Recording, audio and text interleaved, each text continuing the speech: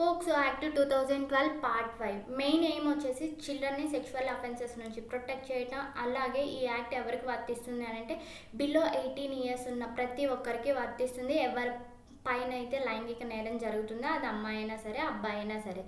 ఈ కేసులో అఫెండర్గా ప్రూవ్ అయితే వాళ్ళకి స్ట్రిక్ట్ పనిష్మెంట్ అనేది ఇంపోజ్ చేస్తారు. అలాగే జ్యుడిషియల్ ప్రాసెస్ అనేది చైల్డ్ ఫ్రెండ్లీగా ఉంటుంది.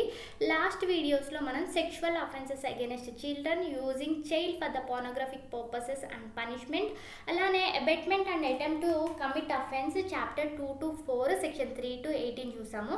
ఈరోజు వచ్చేసి chapter 5 procedure for the reporting cases section 19 to 23. Section 19 వచ్చేసి రిపోర్టింగ్ ఆఫ్ అఫెన్స్. పిల్లలపై లైంగిక నేరం జరిగిందని తెలిసినా లేదా అనుమానం వచ్చినా కూడా స్పెషల్ జూనైల్ పోలీస్ యూనిట్కి కానీ లోకల్ పోలీస్ స్టేషన్లో కానీ రిపోర్ట్ చేయాలి. పోలీసులు నమోదు చేసుకునే విధానం ఎలా ఉంటుంది అంటే సింపుల్ లాంగ్వేజ్లో రికార్డ్ చేస్తారు. అలాగే రిటర్న్ ఫార్మాట్లో ఉంటుంది. వీళ్ళు చెప్పేది అర్థం కాకపోతే ట్రాన్స్లేటర్ హెల్ప్ కానీ స్పెషల్ ఎడ్యుకేటర్ హెల్ప్ కానీ తీసుకొని వాళ్ళకి ఒకసారి చదివి వినిపించిన తర్వాత ఒక బుక్లో ఎంటర్ చేసుకుంటారు. వితిన్ 24 hours స్పెషల్ పోక్సో కోర్టుకు కానీ in case special POCSO court లేకపోతే సెషన్స్ కోర్టులో ఇన్ఫామ్ చేస్తారు. వాళ్ళతో పాటు సిడబ్ల్యూసి కూడా ఇన్ఫామ్ చేస్తారు. మనకి తెలుసు సిడబ్ల్యూసి అంటే చైల్డ్ వెల్ఫేర్ కమిటీ. ఇది ఏం చేస్తుంది అంటే పిల్లల రక్షణ, సంరక్షణ, పునరావాసం కోసం సిడబ్ల్యూసి పనిచేస్తుంది. ఈ సిడబ్ల్యూసి వారు ఇమీడియట్ ప్రొటెక్షన్తో పాటు counselling, medical help, psychological support ఇస్తారు. అలానే పిల్లవాడిని మళ్ళీ ఇంటికి చేర్చడానికి ప్రయత్నిస్తారు. వితిన్ 24 hours రిపోర్ట్ చేయాలి. సెషన్స్ కోర్టుకు కానీ స్పెషల్ పోక్సో కోర్టుకు కానీ రిపోర్ట్ చేయాలి. ఇది సెక్షన్ 19. సెక్షన్ 19లో ఏం చెప్పారు? జనరల్ పబ్లిక్ డ్యూటీతో పాటు పోలీస్ వారు ఎలా రికార్డ్ చేస్తారు అని చెప్పేసి సెక్షన్ 19 చెప్పింది. సెక్షన్ 20 వచ్చేసి obligation of media or studios etcetera. అంటే మీడియా సంస్థలు కానీ స్టూడియోస్ కానీ ఫోటోగ్రాఫర్స్ కానీ హోటల్స్, హాస్పిటల్స్, లాడ్జెస్, క్లబ్స్ పిల్లలపై సెక్షువల్ అఫెన్స్ జరిగిందని తెలిసినా లేదా అనుమానం వచ్చినా తప్పనిసరిగా పోలీసులకి రిపోర్ట్ చేయాలి అని సెక్షన్ 19 కింద చెప్పామన్నమాట. ఇక్కడ సెక్షన్ 19 వచ్చేసి నార్మల్ పబ్లిక్ ఇవ్వాలి. సెక్షన్ 20 వచ్చేసి మీడియా డ్యూటీ ఏంటి, మీడియాకి తెలిస్తే మీడియా కూడా స్పెషల్ జువెనైల్ పోలీస్ యూనిట్కి కానీ లోకల్ పోలీస్ స్టేషన్లో కానీ రిపోర్ట్ చేయాలి అని చెప్పేసి సెక్షన్ 20లో చెప్పారు. అలాగే సెక్షన్ 21 వచ్చేసి punishment for the failure to report are record.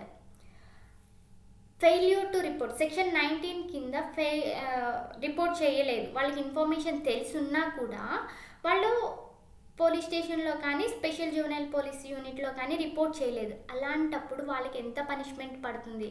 ఇతను ఇక్కడ నేరం చేసిన దాంట్లో ఇన్వాల్వ్ అయ్యలేదు, కాకపోతే ఇతనికి నాలెడ్జ్ ఉంది, ఆ ఆఫెన్స్ అక్కడ జరిగింది అన్న నాలెడ్జ్ ఉంది. అయినా కూడా ఇతను నాకెందుకులే అని చెప్పేసి పోలీస్ స్టేషన్లో కానీ స్పెషల్ జూనైల్ పోలీస్ యూనిట్లో కానీ ఇన్ఫామ్ చేయట్లేదు. అలాంటి వ్యక్తికి ఇన్ కేస్ ప్రూవ్ అయితే ఇతనికి నాలెడ్జ్ ఉండి కూడా అతన్ని రిపోర్ట్ చేయలేదు అని ప్రూవ్ అయితే అప్ టు 6 months పనిష్మెంట్ పడుతుంది. అలాగే ఫైన్ పడుతుంది. లేదంటే 6 months ఇంప్రిజన్మెంట్తో పాటు ఫైన్ పడటానికి ఛాన్సెస్ ఉంటాయి.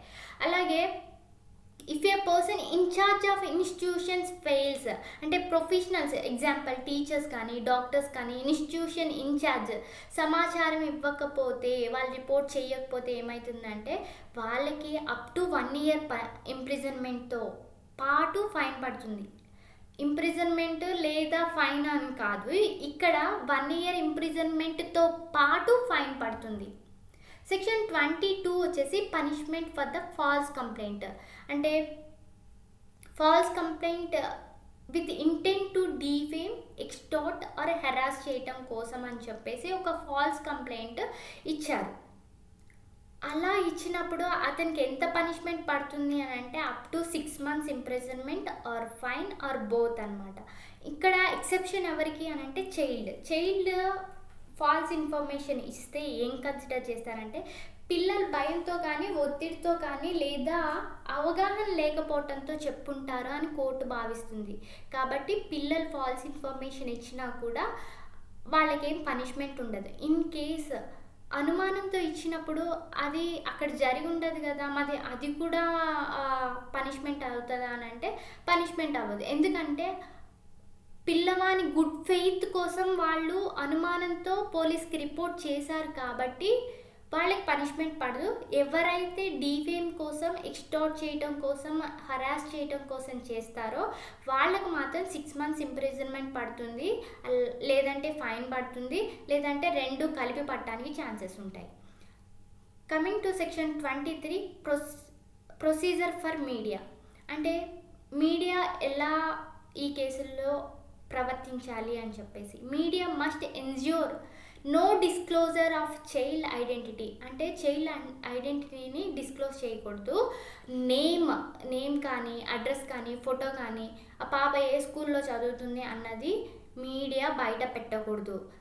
Reporting should be child friendly and dignified. అంటే పాపకి ఫ్యూచర్లో ప్రాబ్లం అయ్యే విధంగా పబ్లిష్ చేయకూడదు. ఎలాంటి ఆర్టికల్ కూడా పబ్లిష్ చేయకూడదు. పిల్లల ఐడెంటిటీ బయట పెట్టకూడదు. పిల్లలకి అవమానం కానీ భయం కలగకుండా ఉండాలి కాబట్టి వాళ్ళ ప్రైవసీని ప్రొటెక్ట్ చేయాలి. ఇన్ కేస్ వయోలేట్ చేస్తే, ఈవి ఐడెంటిటీ అనేది డిస్క్లోజ్ చేశారు, వాళ్ళ డిగ్నిటీకి భంగం కలిగించారు అని ఉంటే ఈ పైన 2 కండిషన్స్ని వయోలేట్ చేసినట్టు కదా.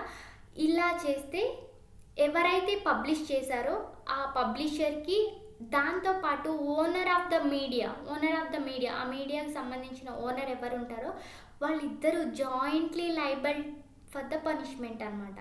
Punishable with the imprisonment up to 6 months or fine or both.